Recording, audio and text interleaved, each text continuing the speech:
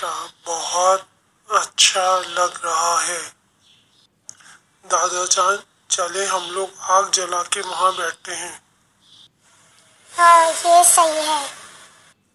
ٹھیک ہے تم لوگ لکڑیاں جمع کر کے لاؤ۔ دادا جان مجھے تو وہاں زیادہ مزہ آ رہا تھا۔ ہاں مزہ تو آ رہا تھا مگر تھوڑی دیر کے بعد پھر سردی لگنے لگتی۔ دادا جان آج ولادت حضرت امام محمد تقی علیہ السلام ہے، آپ ان کے بارے میں ہمیں بتائیے۔ دادا جان امام محمد تقی 10 رجب سن 1905 کو اس دنیا میں تشریف لائے۔ شاباش علی، بالکل صحیح کہا بیٹا آپ نے۔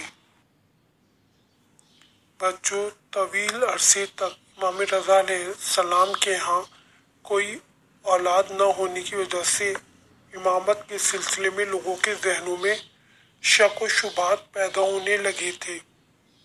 ادھر ساتویں امام حضرت موسی کاظم علیہ السلام کی شہادت کے بعد ایک گروہ نے امام رضا کی امامت کا پہلے ہی انکار کیا ہوا تھا۔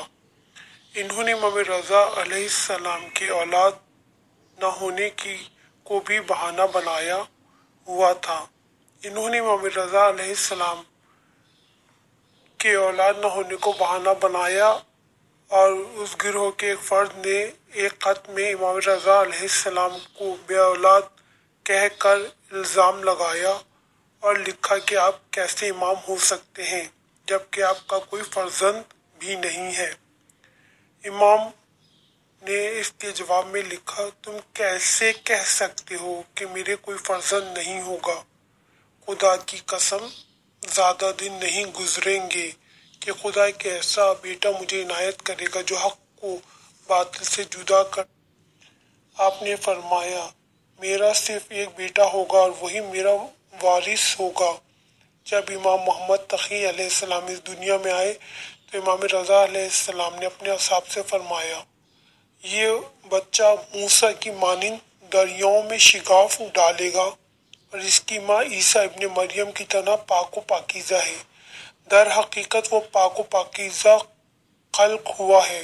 پھر فرمایا میرا یہ فرزند ظلم و ستم کے ذریعے قتل کیا جائے گا، اہل آسمان اس پر گریہ کریں گے اور خداوند متعال اس کے ظالم دشمن پر غضب کرے گا۔ کچھ دیر نہیں گزرے گی کہ خدا اس کو دردناک عذاب میں مبتلا کر کے کفر کیف کردار تک پہنچائے گا۔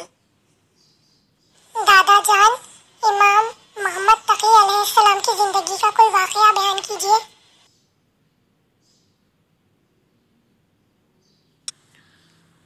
آپ کی امامت کی نشانی کا واقعہ بیان کرتا ہوں کہ یحییٰ نے اپنے ایک دوست کو بتایا کہ ایک دن میں مدینے میں قبر رسول صلی اللہ علیہ وسلم کی زیارت کے لیے گیا۔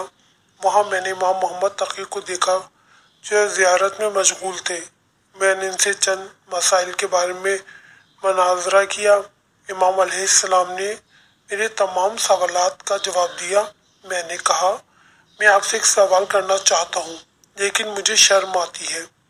امام علیہ السلام نے فرمایا اس سے پہلے کہ تم پوچھو میں تمہیں بتاتا ہوں، تم امام کے بارے میں پوچھنا چاہتے ہو۔ میں نے عرض کیا خدا کی قسم میرا سوال یہی تھا۔ حضرت نے فرمایا امام میں ہوں۔ میں نے عرض کی اس کی نشانی کیا ہے؟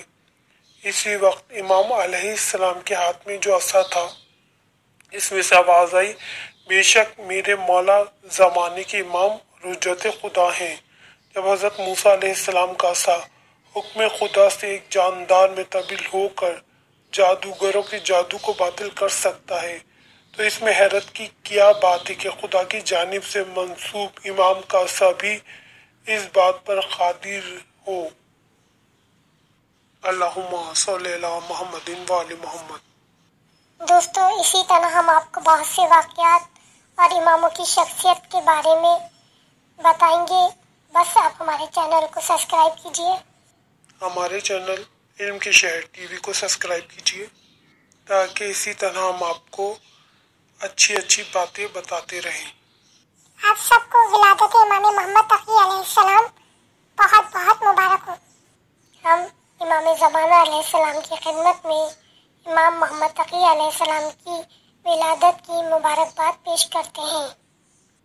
ہمارے چینل کو لائک کیجیے، سبسکرائب کیجیے، شیئر کیجیے۔ دوستو 13 رجب آنے والی ہے، 13 رجب کہ جب مولا کائنات علی بن ابی طالب اس دنیا میں آئے۔ تو ہمارے چینل کو سبسکرائب کیجیے تاکہ ہم آپ کو مولا کائنات علی بن ابی طالب کی سیرت کے بارے میں اچھی اچھی باتیں بتائیں۔ خدا حافظ، پھر ملیں گے ایک نئی جگہ اور ایک نئے عنوان کے ساتھ۔ اپنے گھروں میں جو بزرگ ہیں ان کا خیال رکھیے، ان کا احترام کیجیے اور ان کو وقت دیجیے۔ اس دعا کے ساتھ کہ پروردگار عالم آپ سب کو اپنے حفظ و امان میں رکھے۔ خدا حافظ۔